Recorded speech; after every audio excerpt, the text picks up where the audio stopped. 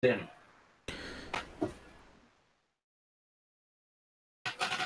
Okay, we are indeed live. YouTube is retrieving my content, although it says an error occurred on YouTube. I wonder if that is showing up for everyone else, because right now we're live. I'm looking at you. Assassin is like moving, turning around, looking at the wall. He's like, "Hey, what's up, guys?" Weird. It's for some reason it's not it's showing that I'm live, but it does not show me the video on YouTube. It just keeps saying an error occurred. But nonetheless, I think we are good. So welcome everyone to another edition of the 4GwQPodcast podcast. At an earlier time this week, we're doing 6 p.m. Eastern time for all you early birds. Get the early bird special for everyone 65 and over, right? Isn't that the rule? I don't know. Anyway, this is episode 176 for July 26th, 2018. I am the man, not with the million, not like Randall Thor, but I am Inferno 217. We have with us two other fine gentlemen this week. One making his 176th straight appearance on this program. He is the one and only ZPCI Assassin. What's going on, bud?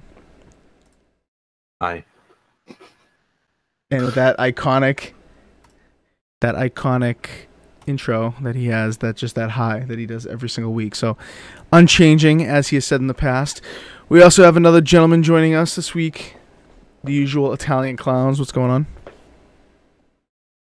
Hey, what's going on, internet? I'm glad to be here tonight. Let's rock out 6 p.m. Eastern. Let's get all this talking. Gamers, get in the chat. Say hi to Assassin. He'll sign PvZ posters. He's all about that hands in the air. You know what I mean? PVC posters, yes. Yes, we still have to make that happen. I don't know where you would go ahead and get PVC posters, but we have to find that.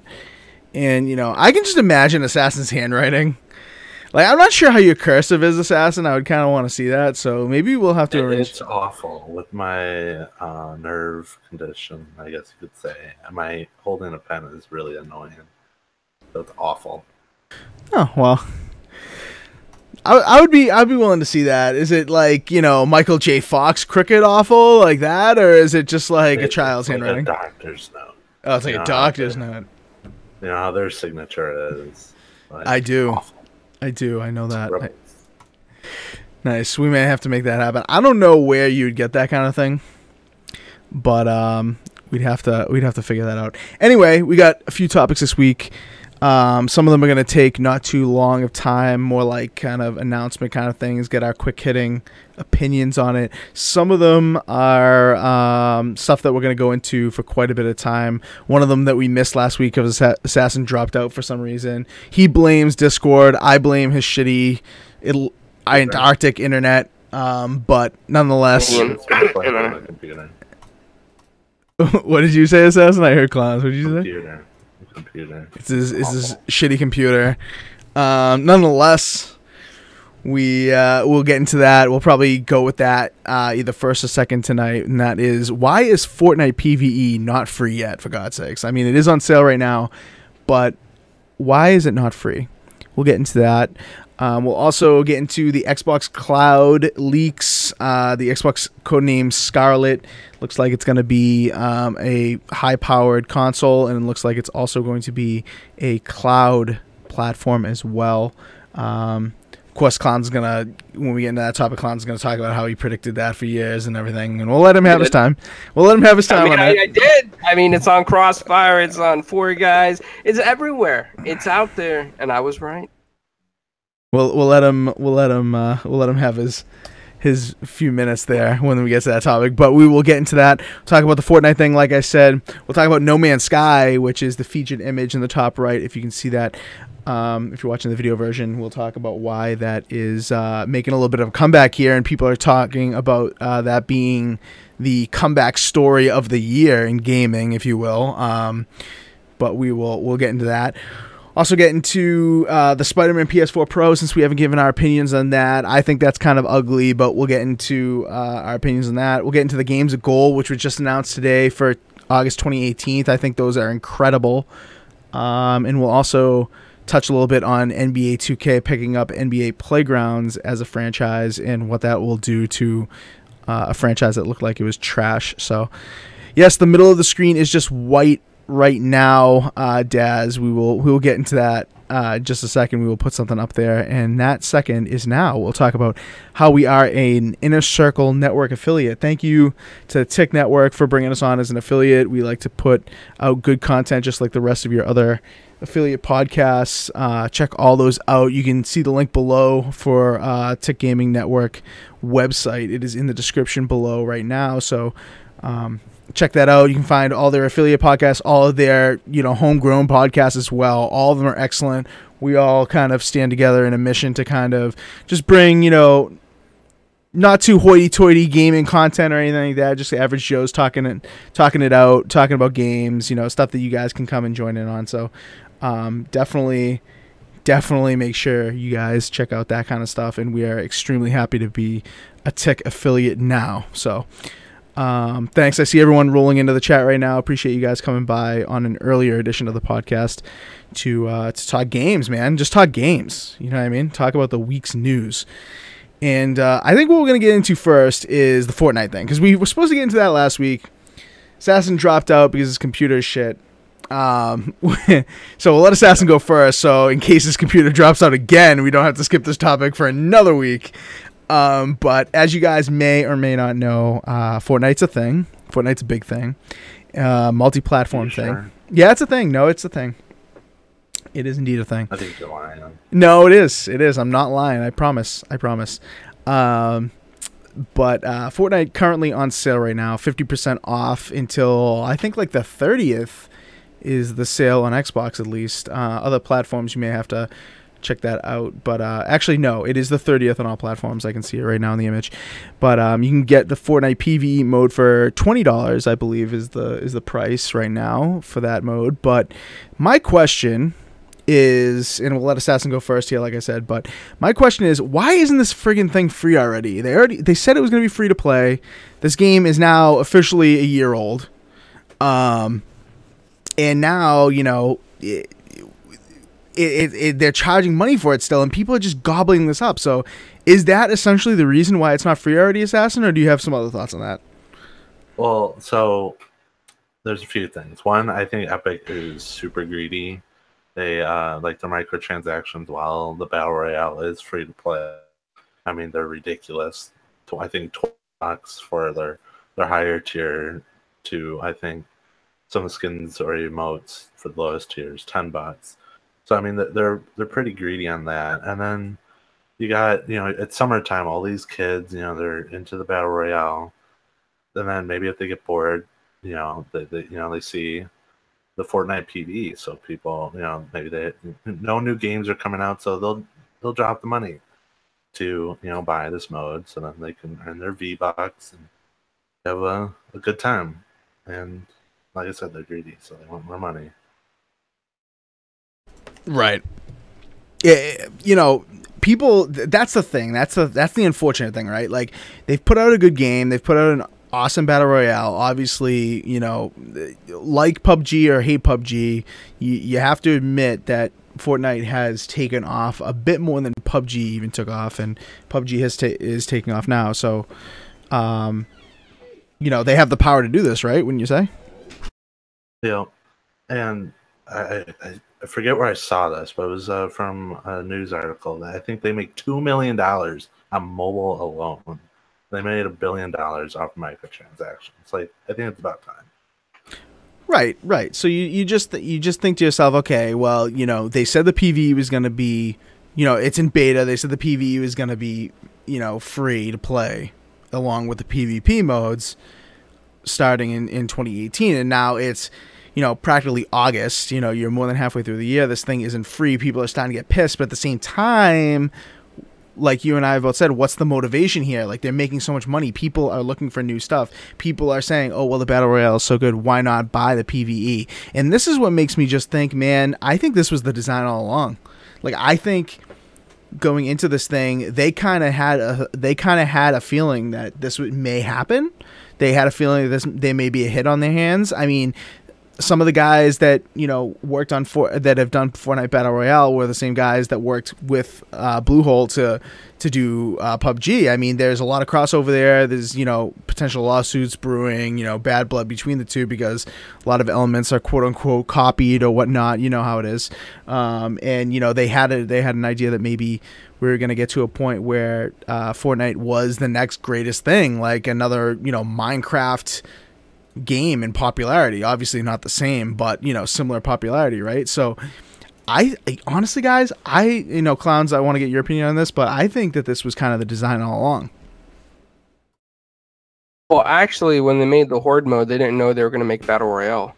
They started out with the Horde mode first. And a couple of devs that were working on it didn't think that was going to be super successful. And I guess somewhere along the way, they came out and decided they were going to do Battle Royale as well.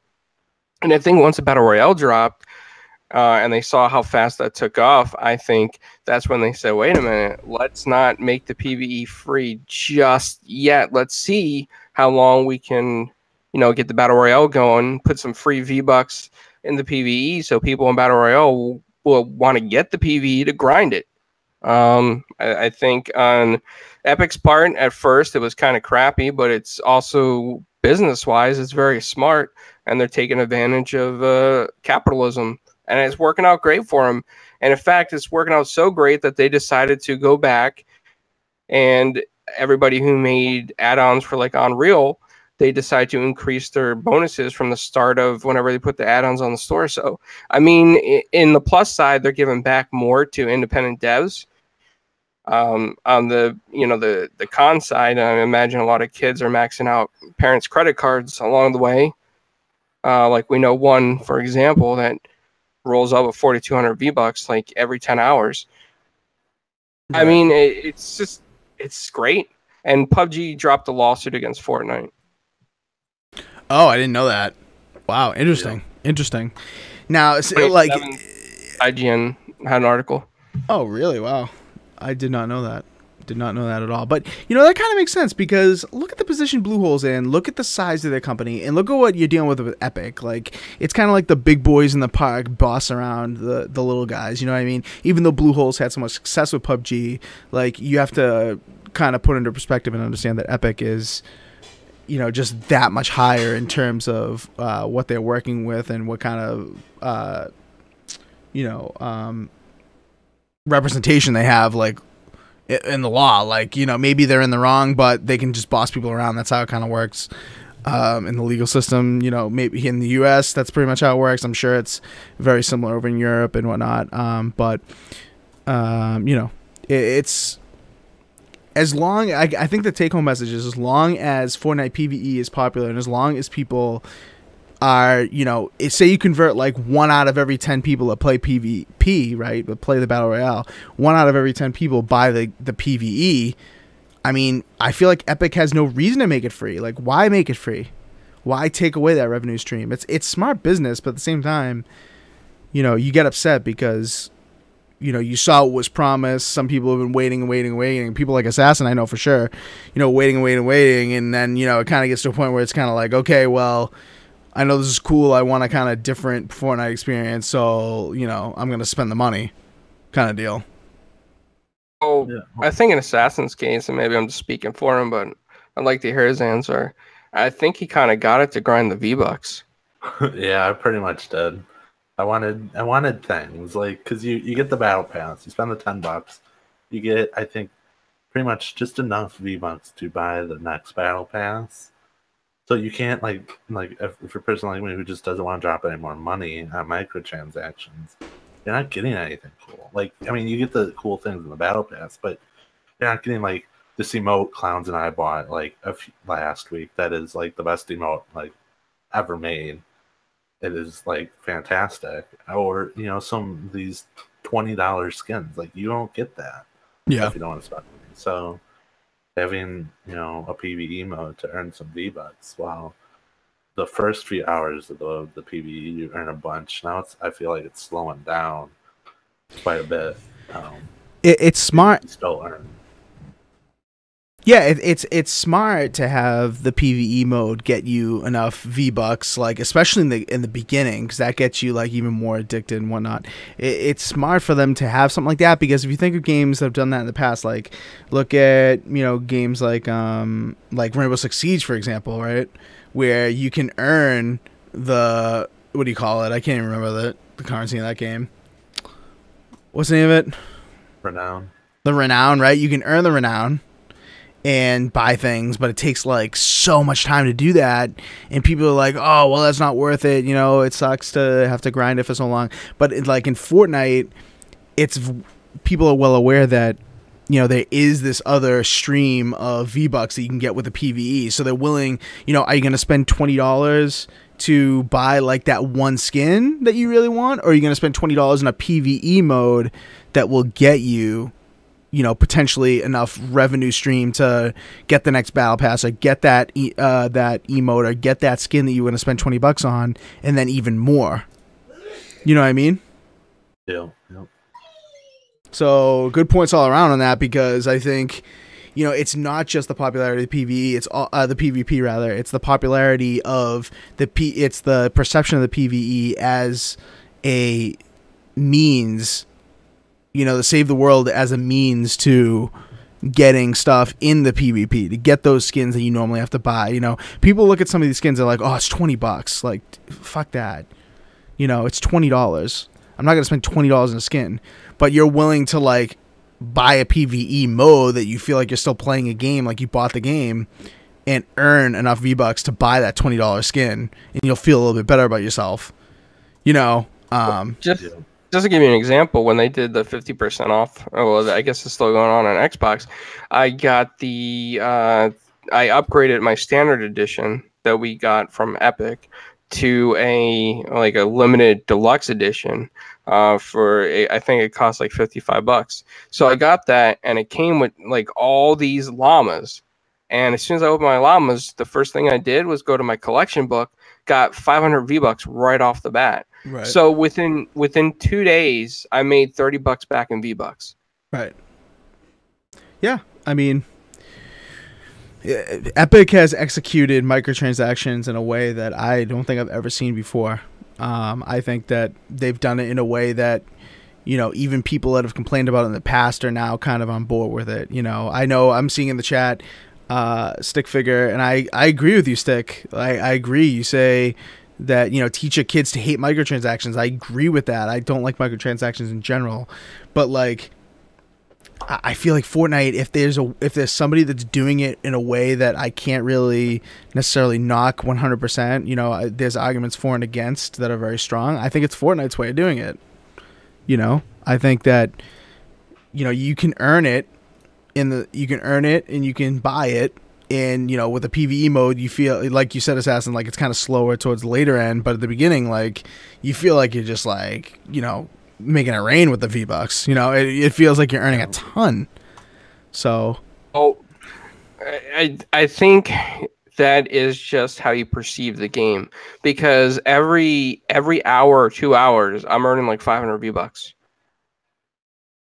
Yeah, and that's, I mean, who wouldn't rather buy the PvE, be playing a game, co-op potentially with your friends, enjoying the game and earning the microtransactions at the same time? Like, who isn't going to be going for that, And then, like, say you get 500 V-Bucks and that skin is like, whatever it is, like 2,000.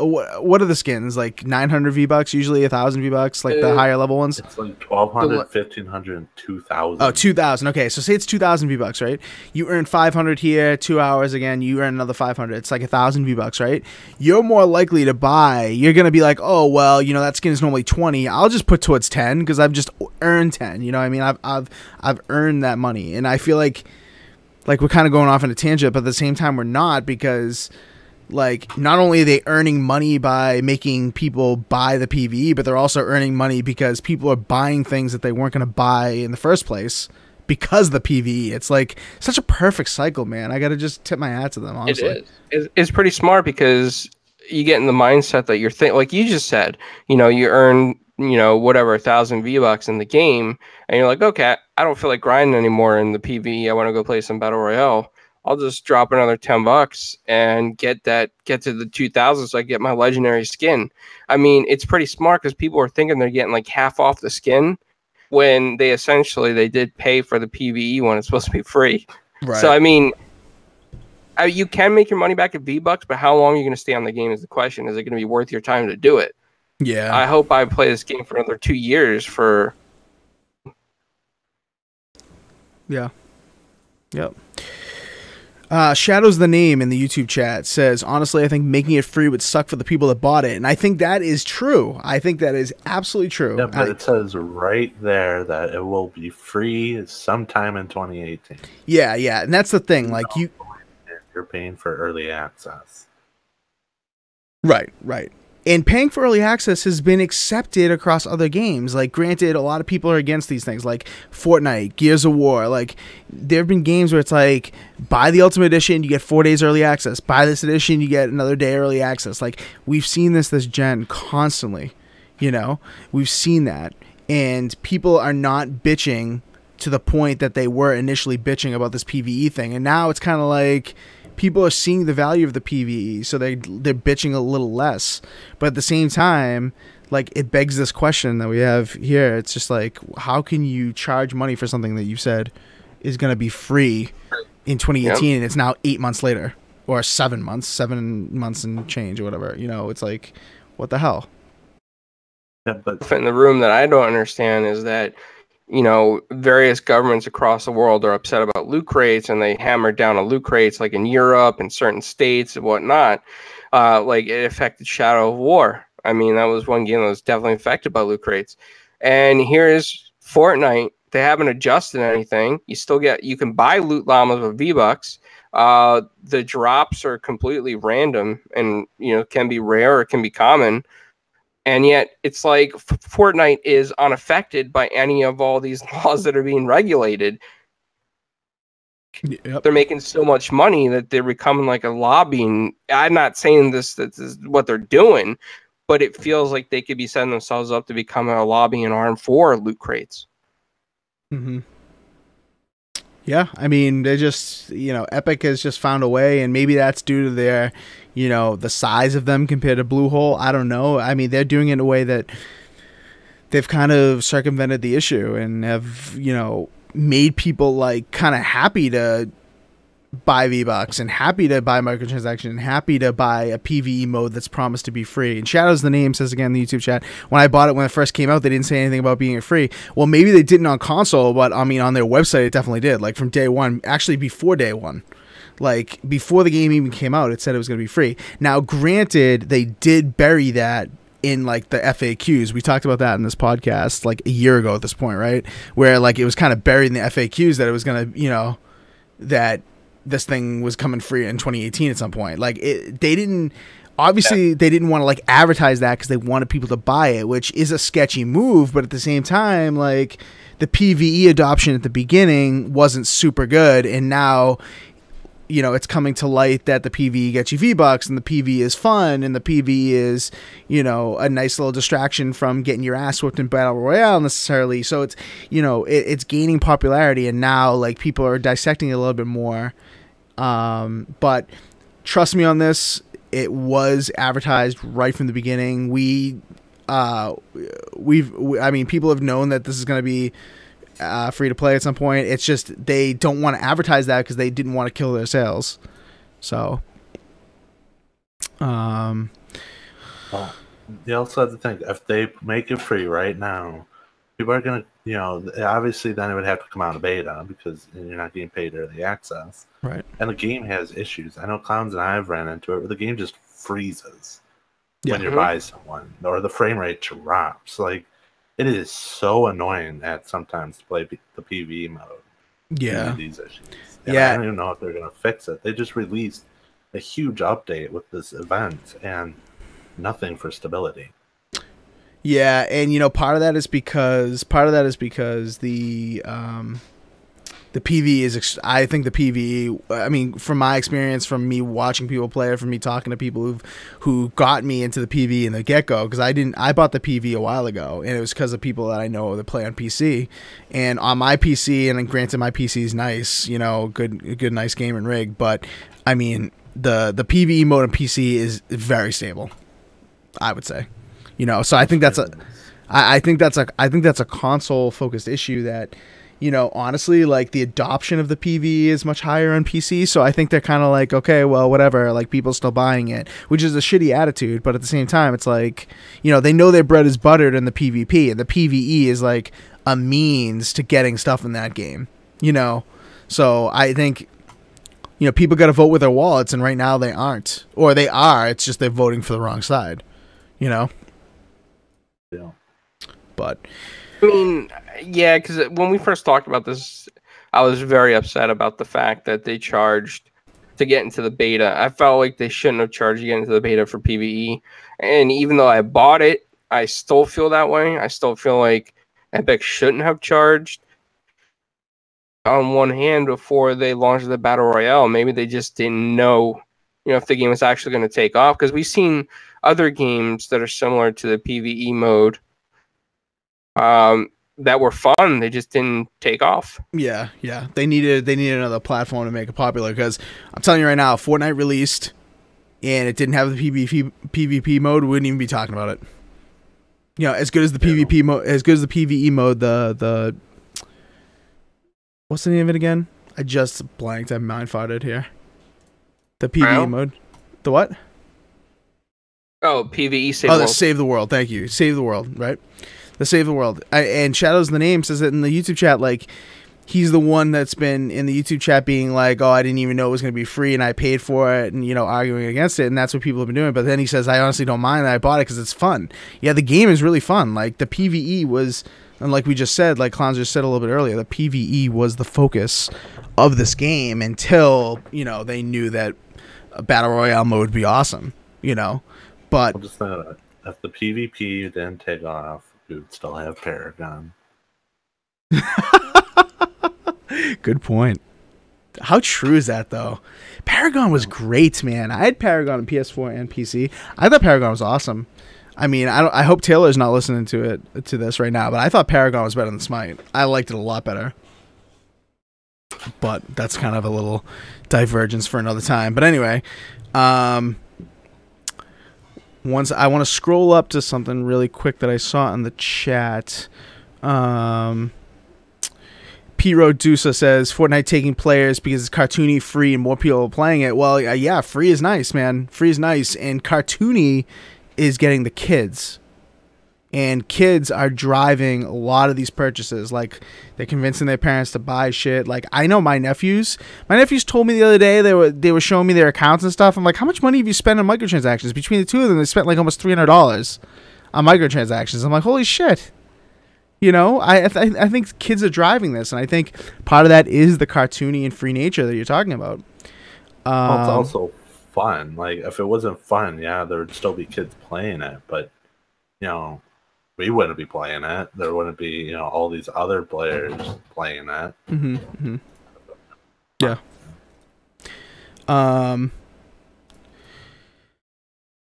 What else? Oh, Stick wants to know, what do we think about PUBG becoming an esport?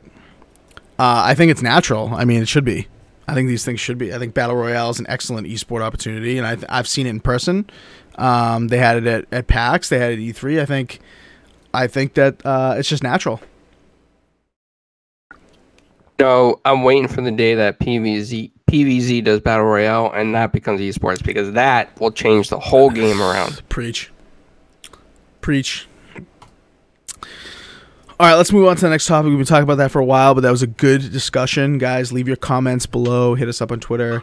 Do all those things. Let us know what you guys think of that issue, because that is a big issue. And, you know, honestly, they're good points on both sides, and we just want to know what you guys are thinking about that, because as of late, the PvE has gotten really popular. I think the Save the World has gotten extremely popular, and for all the reasons we've talked about. So you know, I could see it not going free to play until like December. Honestly, like they said, 2018 they're gonna hit that goal, and I think it's gonna be, you know, the last possible minute, but. We shall see. We shall see. All right. Well, let's put Clowns up on his podium, give him the golden microphone, and let him proclaim how right he was about this cloud thing happening, because it looks like it is happening. It looks like sooner rather than later, we're gonna get a launch of 2 platforms. We're gonna get the Xbox Scarlet, which is the successor to the Xbox One X, which is gonna be the extremely powerful new generation, I guess, of Xbox. The next console that's probably coming in 2020 or maybe sooner, depending on when Sony launches the PlayStation. And we're also getting this Xbox Cloud thing, which is rumored to be extremely cheap. I've heard it as cheap as $99, which is ridiculous. But more realistically, I've heard like around $200, which maybe, you know, I don't know. But looks like the chatter is that in 2020 we're going to get 2 things, and the Xbox Cloud or xCloud or whatever you want to call it is a thing. So, Clowns, take it away. Tell us about this. Yeah, I mean, I don't know what to say. I predicted Game Pass like 2 years before it happened. Now I predicted the streaming stuff 2 years before it happened. It's just the evolution of the industry, right? Because of DRM, they want to be able to control and protect their IPs. They want to move away from physical media. They're not going to do it right away because they want to adjust you to it. But it's more protective for the companies, the developers, and everybody else to prevent piracy and other things. So let's move it to the cloud and stream it. But we got to get it so there's no lag. I think it's great on Microsoft's part to go ahead and start this trend now. It's going to be cheaper for a lot of people. It's going to be available for a lot more.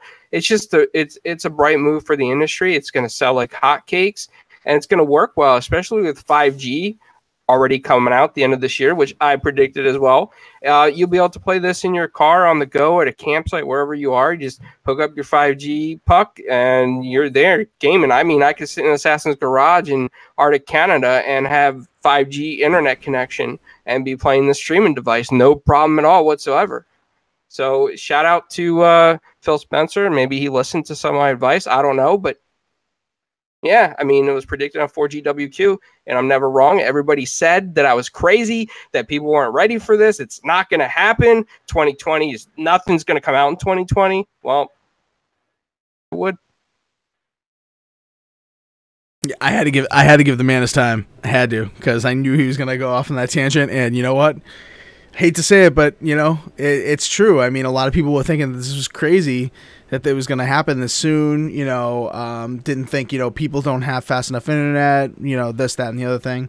But you know what? Like, it's true. I think the push to 5G is also going to push this, because, you know, we're talking 5G networks that will get like gigabit speeds over cellular, which is huge.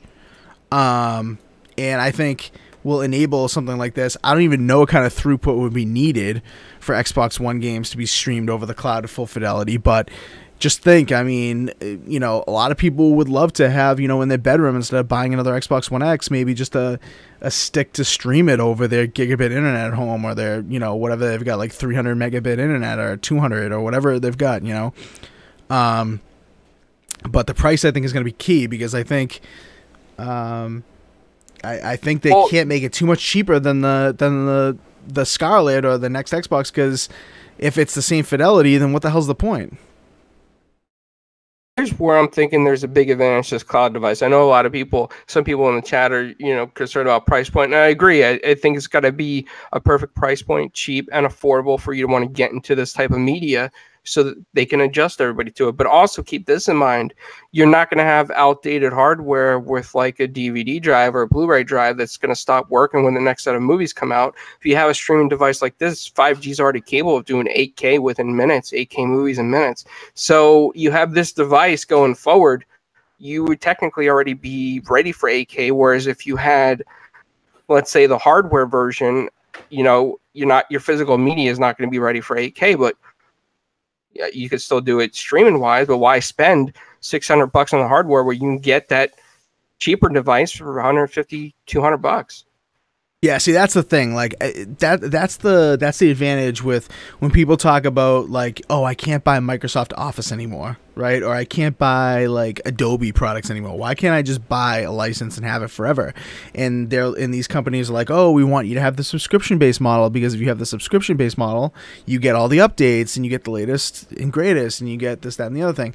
And I think Xbox Cloud is going to leverage that. Like Cloud just said, like, you're not limited by the hardware that's in your house. You're limited by the hardware that's, in Seattle, Washington, or wherever your local server is going to be. And I think, that's why I think that, with Xbox Live Gold, I think they're going to add this kind of like cloud thing as like another advantage to having gold over silver, and they're gonna rationalize maybe having a higher tier of gold or a higher tier of live or whatever, because Clowns is right, and I think people that argue for this thing are right, that people want the latest and greatest, and sometimes you can't afford that, especially when you're buying PCs. I can tell you right now, like, I've wanted to upgrade my PC. I've had it for 2 years, and I'm gonna have to spend $500, $600, $700 to get to the latest thing. I don't want to spend that money. I'd probably rather have a subscription model, or I'd rather have this streaming thing, so there's an advantage to that. And I think that's why the pricing is key, because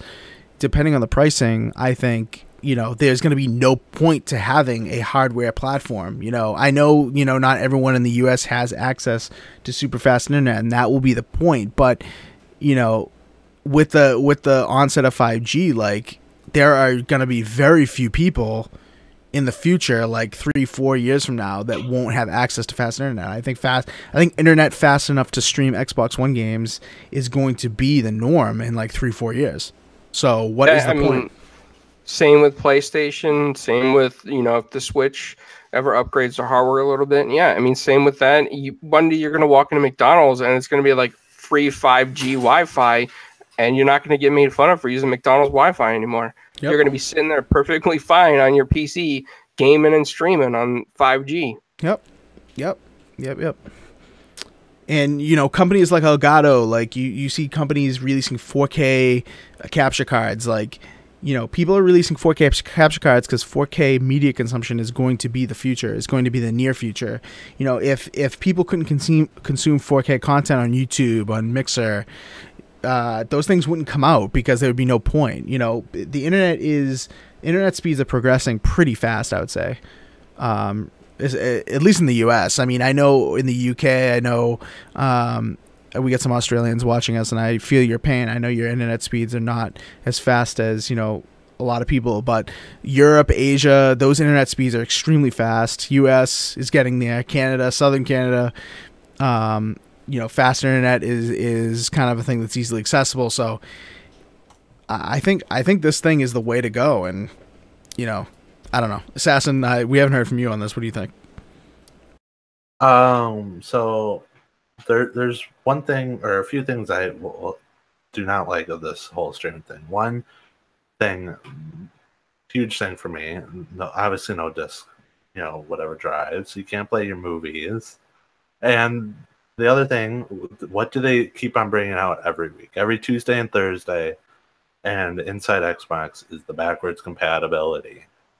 So why are they having this now if they want all your games in the future to come along with you if you can't put your disc in?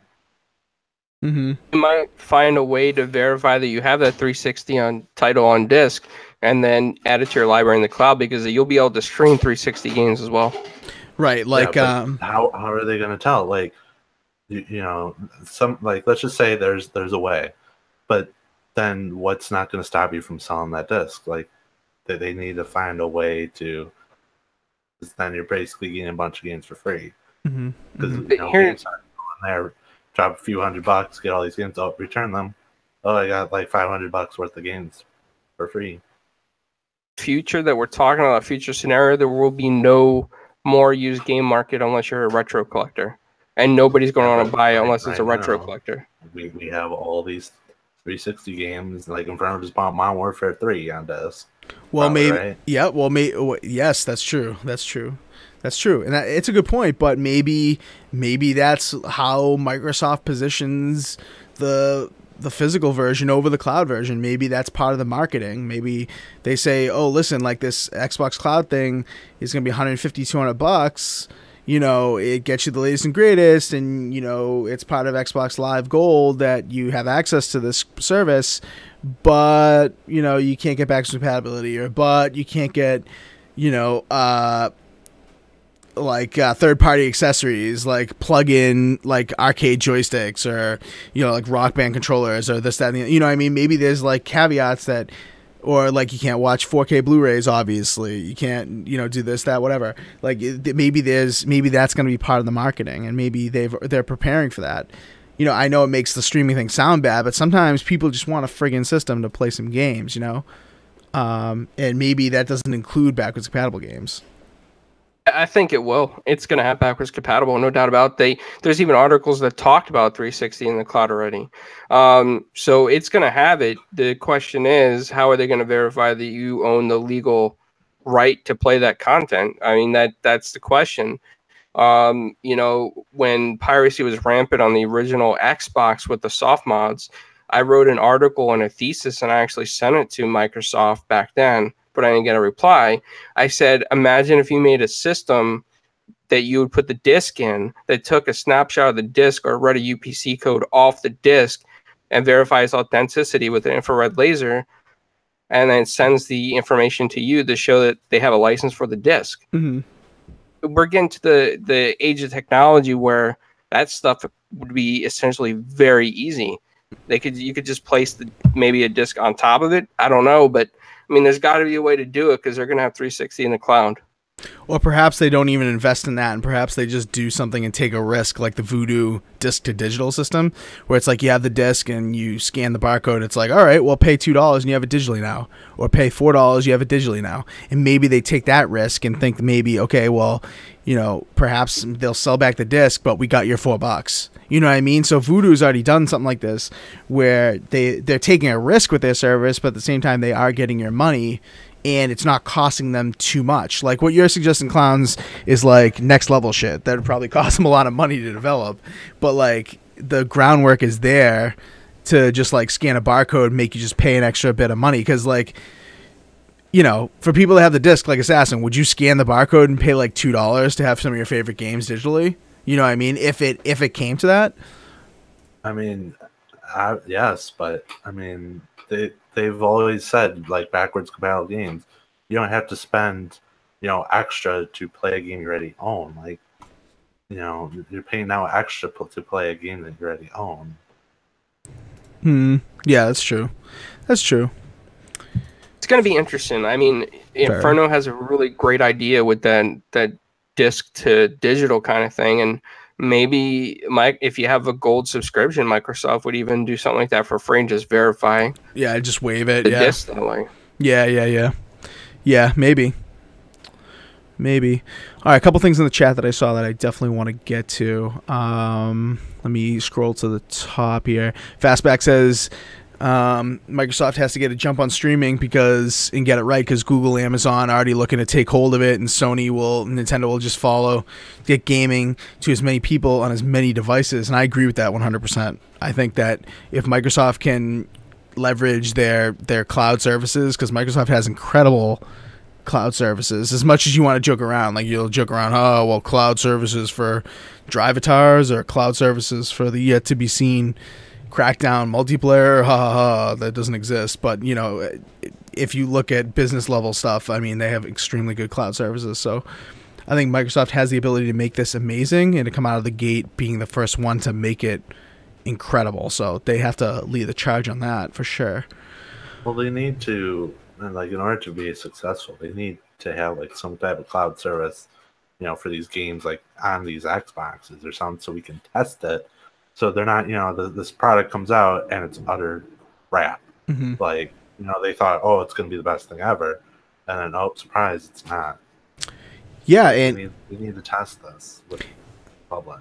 And that's a good point. That gets to the next comment that I wanted to kind of get to in the YouTube chat, actually. Nice segue there. Sick Figure says, wonder if you'll be able to plug this into your phone, laptop, or tablet or something like that, right? Now, back, I don't know if you guys remember, if you guys were part of the preview program on the 360, but they used to send you like hardware things to test too. It wasn't just like software versions.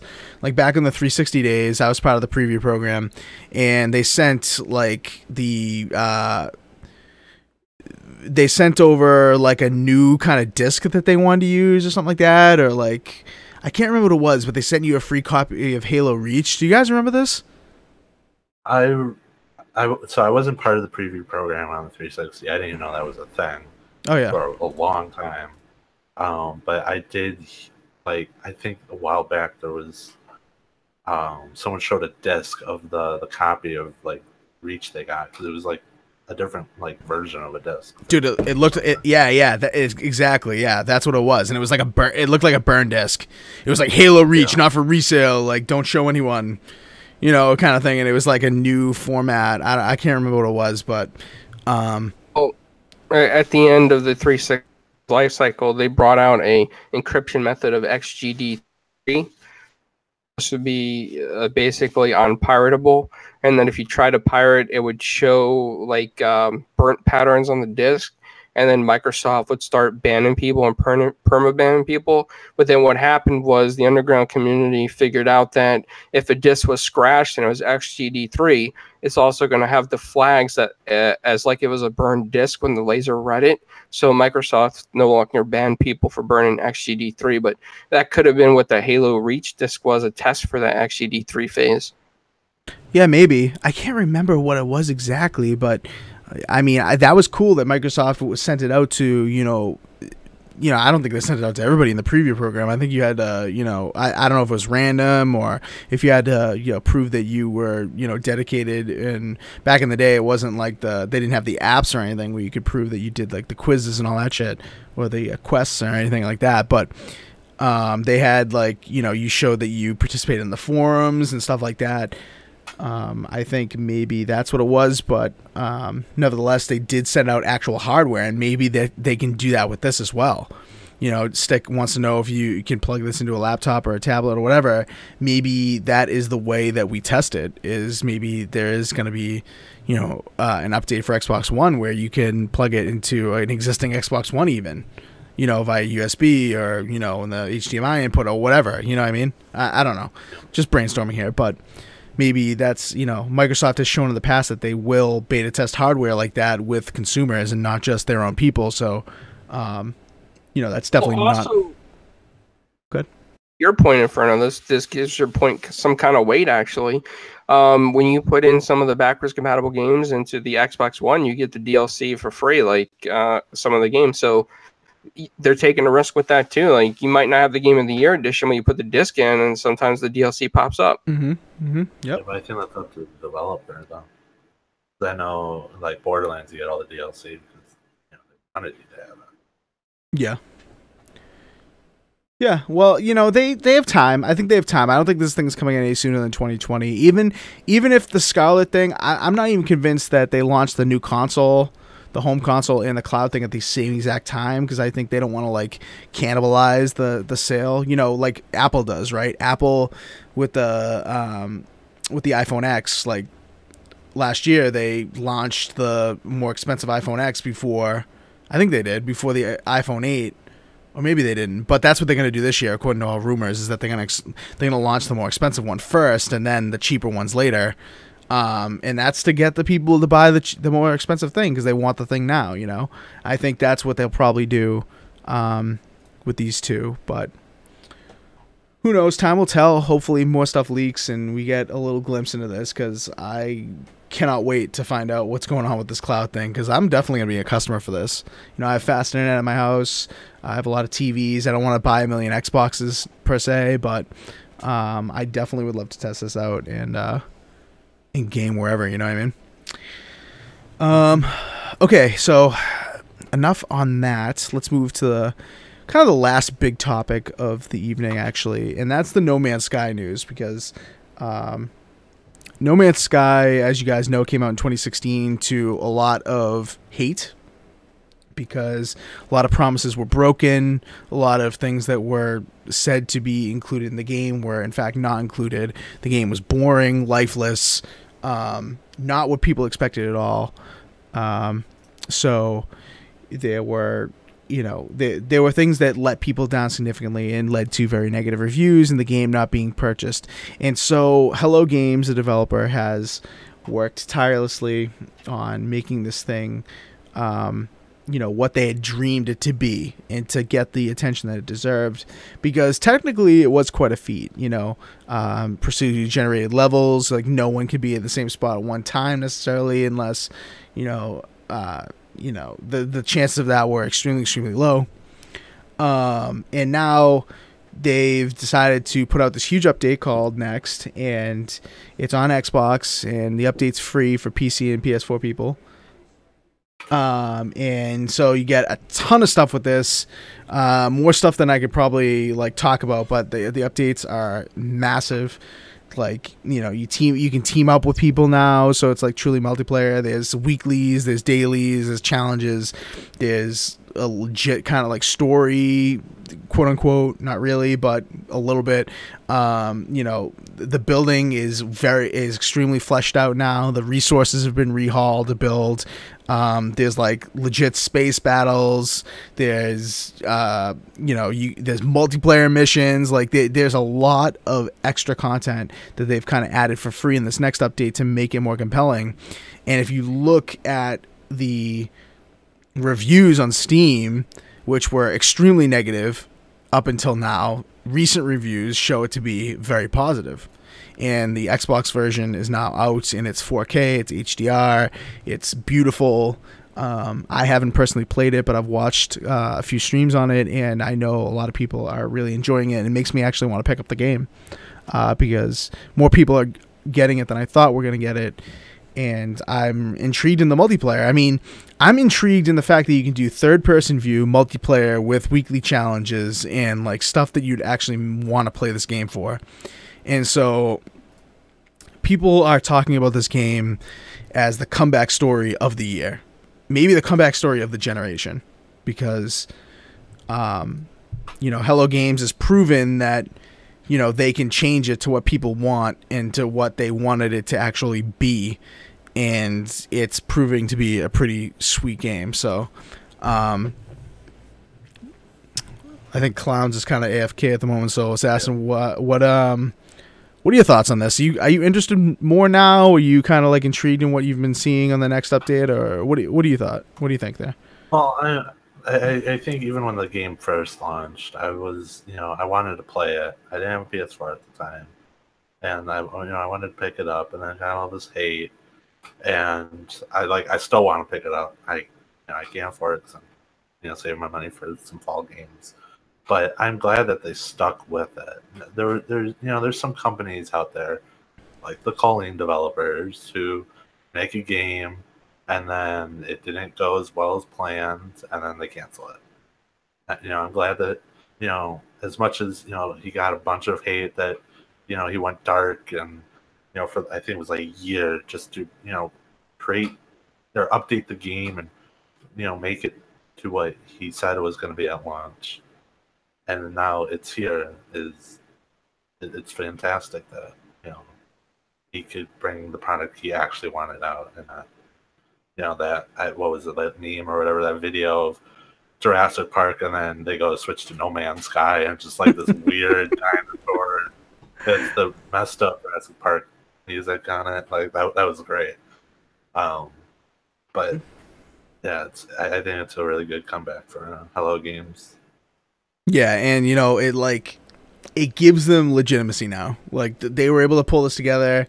It took the attention that it got in the Broken Promises made Hello Games look like a joke, even though they had accomplished something extremely, extremely good and revolutionary. It's kind of like Sea of Thieves, right? Except Sea of Thieves, actually fulfilled a lot of the promises, or, honestly, didn't even make promises, because a lot of people didn't even know what Sea of Thieves was until, the week before it came out, or the game actually came out. With No Man's Sky, they, Hello Games representatives, most notably, what's his name there? Sean Murray or whatever. Yep, Sean Murray, thank you. Most notably him. we're, you know, at E3, we're at cons, we're in front of cameras talking about what this game was going to be, like talking it up to be, you know, metaphorically the next coming of Jesus in terms of gaming, you know, featuring everything that people would even want in a game like this. And then it comes out and it sucks and it's bland and it's boring. And that's like, you know, that just takes away all the hard work that they put into making the game structure, like the actual engine, the procedural generation, the graphics, the features. Like, it puts all of that out of context and takes that and minimalizes it. And now with this comeback, it's like people are realizing, like, you know, there is a good basis here, and, you know, it would have been a crime to not have this game be what it is now. And, you know, they're like, okay, well, we know we were wrong and we're dedicated to this, and to prove we're dedicated, we're not just doing this update. We're also going to do weekly updates, weekly content releases. Like, they're doing weekly community events. Like, they're going to make sure that this is something people want to play on a continual basis. And, you know, they're building in like Mixer integration so that people that are watching on Mixer can help people play the game, or can help them base build and stuff like that. Like, it's free, man. And it's, you know, it's not free because on Xbox, you know, you didn't have it before, so you're gonna have to pay that $50. But if you had it on PC, you had it on PlayStation 4, if you were able to get in on this game for really cheap because of how badly it failed back in 2016, you now have a fully fleshed out game that is worth potentially $60, and you are enjoying something that is, you know, what it should have been. So, Clowns, I don't know if you're back yet. Doesn't seem like he is. But WDFC podcast, excellent podcast, by the way. He's in the chat saying, Hello Games got a lot of flack and deserved, but Sony should have been criticized for promoting the shit out of it, and they knew it wasn't, you know, they should have known, especially for $60. Yeah, I mean, listen, the publicity was there. I mean, look at Evolve. Like, same thing with Evolve. Like, you know, Evolve shat the bed too. And look at, you know, people were promoting Evolve like crazy. Like, Sony had this as an exclusive. They had to promote it. Like, this was one of their AAA crazy, you know, this was taking it to that next level. This was like Sea of Thieves, but like even more, you know, this was being advertised as Sea of Thieves to the next level. You know, obviously Sony needed to, you know, advertise the shit out of it, but, you know, it's wrong because they knew it wasn't worth $60, and now it's not even a Sony exclusive anymore, like, or console exclusive, like, quote unquote.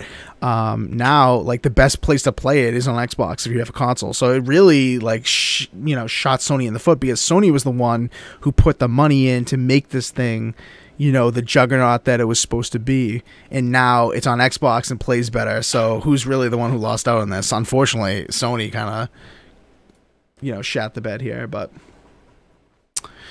all right, Clowns is not going to get a word on in this because we're just going to move on without him here. All right, three more topics that are going to be pretty quick. First one, we didn't talk about this last week, but I think this news broke before our podcast last week, but we kind of missed out on it. Spiderman PS4 Pro has been shown. $400 comes with the game, and it is very red. And the controller with those white buttons and white joysticks and white triggers, I mean, that is disgusting. I think the console is really nice. I think the controller is, like, the console is like an 8.5. The controller is like a 2 at best, like me, or maybe like a 4, because those buttons are hideous in my opinion. I don't know what you thought of it, Assassin, when you first saw it. I think it's their best looking, like, bundle console thing, but I still think they did a really lazy job. They could have done, you know, a lot more, you know, to it, and have webbing on the console, or, you know, just other Spider-Man things. Nothing's coming to mind, but I hate the red on it. I know it's Spider-Man, he is red and blue and whatever else, but I hate red. So, dude, I love red, so that's why the console isn't killing me. But I do agree with you, and I agree with WDFC podcast in the chat saying that it should have had more web, and it should have had some blue. I mean, Spider-Man is blue too, you know. Spider-Man's just red. Like, did they have like I don't know who produces these consoles for them, but did they have like some sort of restriction on colors? Like, could they only do 2 colors for this price, or if you did 3 colors, it'd be this price? Like, I don't understand why it's so so basic when you have the opportunity. Like, look at past consoles. Like, look at that one that you have, the God of War one. Like, how intricate that is, and then you get this one and it's so basic. Like, I do agree that is a big missed opportunity, but at the same time, I look at this and I think it is like slick as fuck because it is red, but the white on the controller, I'm just like, dude, this is nasty. Like, it just looks cheap. You know what I mean? Like, I think white joysticks, white triggers and stuff, it just looks cheap. Like, it doesn't look fancy at all. I think they could have just done so much more. I would have loved. I'll probably get some shit because I don't know the name of it, but probably have his the black suit. I forget what it's called. Like Venom. Because it would be marketing 2 things. It would be marketing the Spider-Man game and the Venom movie.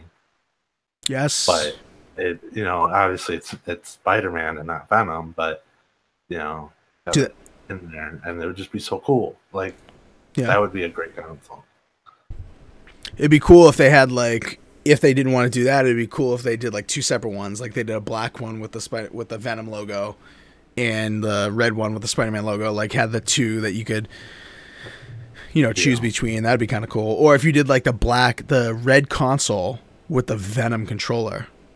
Although maybe that'd be too similar to like the controller that it comes with already. I don't know, but they could have done some fun stuff with it. I mean, look at these companies doing crazy stuff. Colorware, Controller Chaos, like all these companies that are doing crazy shit with their controllers, and they're just spending, making like a cheap buck. People are like, "Oh, Spider-Man, gotta buy it."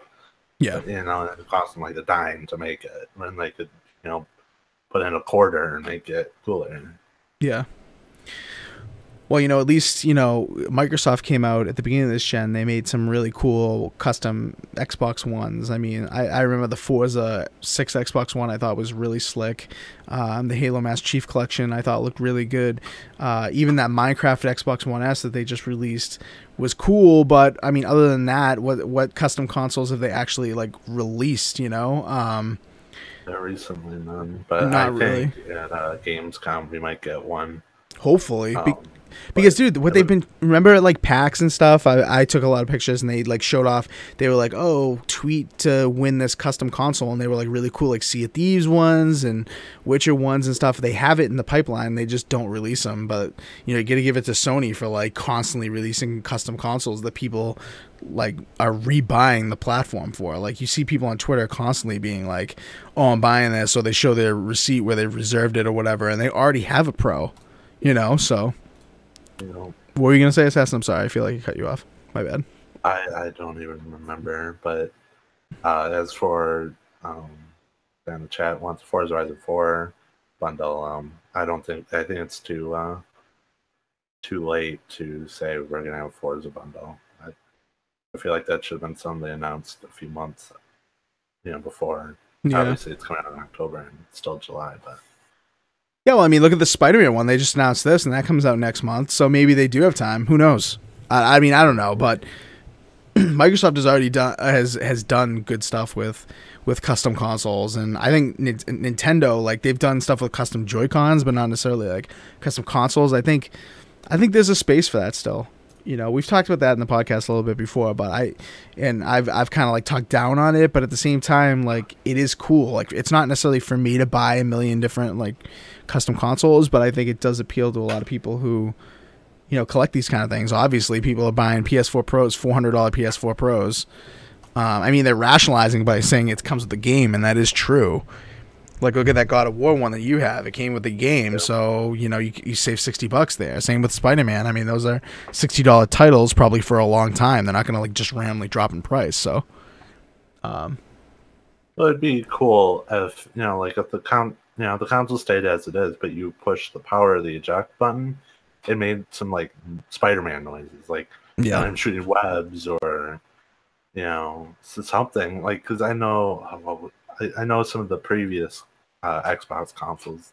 I think even the Forza 6 one had custom noises. Yep. I think the Halo one too. Yeah. They've done that in the past. The Infinite Warfare, or not Infinite Warfare one, Advanced Warfare one had custom sounds on it. So that would just, I feel like a lot of people would just deal with the ugliness at that point. Makes sense. Because it makes sounds. Yeah, dude. I mean, just make custom things. Yeah, I mean, and PlayStation, I feel like Sony has the ability, the touchpad too. Like they can customize that. I feel like the PlayStation controller is so much more customizable, and then they give us this bland ass shit on the controller. Like I can't get over how nasty I think the controller is. I think the console is alright, but the controller, yuck. Have they announced a Black Ops 4 console? I forget. I haven't seen one. We'll probably see one soon, and it's gonna be so ugly. Couldn't be a Black Ops 3 console all over again. I mean, remember that World War? Yeah, that Black Ops 3 one was hideous. Oh my god. Yeah. Remember that World War 2 one as well? Ugh. Oh my god, yeah. God. WDFC podcast says maybe a custom Battlefield 5 Xbox One X. I mean, they haven't really done that. I mean, EA, I'm not sure is totally on board with that, but maybe. Well, they had that green. Yeah, just the bland green. Yeah, I remember that for Battlefield 1, right? Yeah. And then they had the blue and gray, which I really liked the gray. The gray one was sexy, yeah. Yeah, but if you, just put that in front of someone, they wouldn't even know. With this, it's like, oh, yeah. Yeah, it's this is Spider-Man, but I don't know. I don't even know what they would put on a Battlefield 1, like dog tags. I don't know. I don't really know. Like, they're not going to put the BF 5 logo. Like, that's kind of cheesy, so. All right, anyway, let's move on. A couple more topics here. I don't think Clowns is back, but hopefully he comes back soon, because I did want to get his input on this topic, but this is going to be extremely quick. I can already tell that looks like NBA 2K has taken on the Playgrounds franchise as one of its own. So if you aren't familiar with the NBA Playgrounds franchise, the first game was absolute dog shit. It was supposed to be the successor to NBA Jam, something that a lot of people are nostalgic for, a lot of people are looking forward to, a fun kind of casual basketball game. And NBA Playgrounds didn't do it because the controls, I think, were terrible. The players move very sluggishly, that kind of thing. But it looks like the 2K franchise is looking to come in and take some of those ideas, I should say, and make it something incredible. Because if you can trust anyone in the basketball franchise, it's definitely 2K. I mean, they put out a very quality product. So, Assassin, I feel like you have nothing to say about this, so confirm that for me. Another sports game. Who gives a fuck? All right. Moving on then to our last topic of the evening. It's true, it is, but I do like the 2K games. I like basketball games. I thought we mentioned that, and that was kind of a big deal because that was a game that was so terrible, and then you've got a game that's so good coming in and publishing it under their wing. It's like, I feel like the sequel is going to be so much better now. And I think that is a big deal, but time will tell, I guess. The first one was such trash, I can't even get into that. All right, last topic of the evening, Games with Gold was just announced today, as a matter of fact, and this is looking like maybe the best month of the year. Holy shit. I mean, Forza Horizon 2 and For Honor. I mean, For Honor, hate it or love it. We talked about this last week a bit, but tell me about these Xbox One games, Assassin. What are you thinking of these? Well, let's get to the worst one first. For Honor, I want the, I feel like this is like a good month, and I want the game, but I didn't want to spend money on it. I think when we played the beta, it was just garbage. But they stuck with it. They added colorblind options, which for an Ubisoft game is super rare. I want to see how terrible they are, because a lot of games have terrible options like PUBG. But now we get to play it and probably get destroyed because probably a bunch of people paid money for their microtransactions or just played it and they have all this good loot. So it'll get destroyed. Maybe Maybe, but it's exciting to have it. I mean, I bought it during Black Friday last year. I didn't pay a lot for it. I'm definitely going to run to the store and trade it in now because it is going to be Games of Gold. So I will definitely go trade it in, but I am excited for the Xbox One games. I think, we already own Horizon 2. That game's excellent. If you've never played that is definitely something you should definitely download because even if you're not a racing fan, you will definitely have a little bit of fun with that. And I think that that's definitely worth the download, worth the hard drive space on your console. But For Honor, take it or leave it. Really, I think For Honor, came out terribly. I think the game had a lot of promise. I really loved it. I thought it was one of my favorite games I saw at E3 when it was shown. And I think Ubisoft is like they do with their games. They, constantly make a push to make them still relevant over the years, like they've done with Siege. And I think they're trying to do that with For Honor. So time will tell on that. And I think it will be a nice boost to the player base. So at least there'll be that. But I think Assassin's fears may be correct in that there may be too many seasoned players out there that have stuck with the game, and the people that are on there right now are just like the diehards that have, mastered everything. But we will see. We'll see. That's kind of the fear about the online portion. But maybe just download it for the achievements. Download it for the single player. I mean, the combat is rewarding when you do it right. I think the combat is fun. So we'll see. UK Dazarus, one of our moderators in the chat, is promoting his Forza Community Challenge. Go to his Twitter page to check that out. You can join our Forza community that posts challenges on a weekly or bi-weekly basis, sometimes monthly. It depends on how lazy the guys are, but there is a community for that kind of thing for just average Joe gamers to kind of do time trials and stuff like that. So if you're interested in that, go check it out on his Twitter or his YouTube channel. But now let's get to the 360 games before we bounce for the evening. So Dead Space 3 and Epic Mickey 2. Now, was their first game? I don't even remember hearing this game ever. Yeah, where was Epic Mickey 1? It's like a bad porno where they just backdoor sluts 9 or something like that. Where were the first 8? You know what I mean? Epic Mickey, where was the first one, right? But Dead Space 3, easily the worst of the franchise, I would say, for Dead Space. But nonetheless, fun game. That series is fun. And both of these are playable on Xbox One as well. So, Assassin, what do you take on the 360 titles? The Epic Mickey, I mean, hey, it's a free game. We'll never touch that game, ever. But it's for Dead Space. At least they, gave us all the Dead Space games and an order. Yep. So now I gotta actually play Dead Space. I didn't got into it. I'm like, yeah. But I mean, they gave us all the games now, so I can actually, invest my time. If I actually got into Dead Space, 1, then I would want to buy 2, and then I would want to buy 3, but I don't want to spend a bunch of money. A game that I wouldn't want to get into, or if I would get into, I should say. Yep. But now. Yep. They have them all. And now they've all been available at some point. So if you've downloaded them, you have the entire Dead Space series, and I think that's worth a playthrough. The first game is good. It's very good.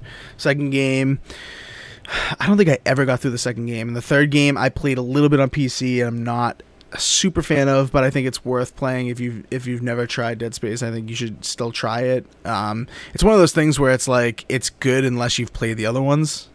I think Dead Space 3, in my opinion, but Dead Space 3 co-op. Dead Space 3 does have co-op, yeah. Yep. So we'll have to get that going. Epic Mickey 2, I can't say anything about it, but fuck it, it's free, right? So it's epic. It's epic. It is epic. Epic indeed. All right, so I think Clowns is still gone, so we're going to end the show without his ass.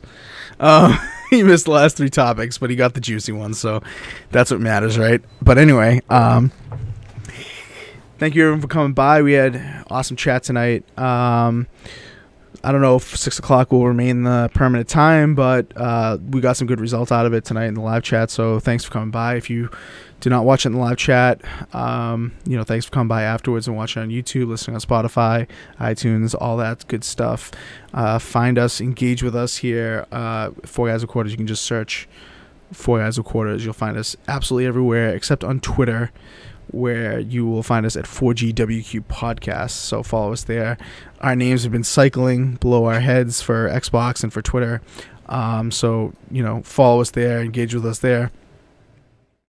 Give us a thumbing, of course. Subscribe, hit the bell, all that good stuff if you enjoyed what you just saw or heard. And, give us a review on iTunes, Spotify, all that kind of good stuff. But until next time, we're out of here. Peace. Bye.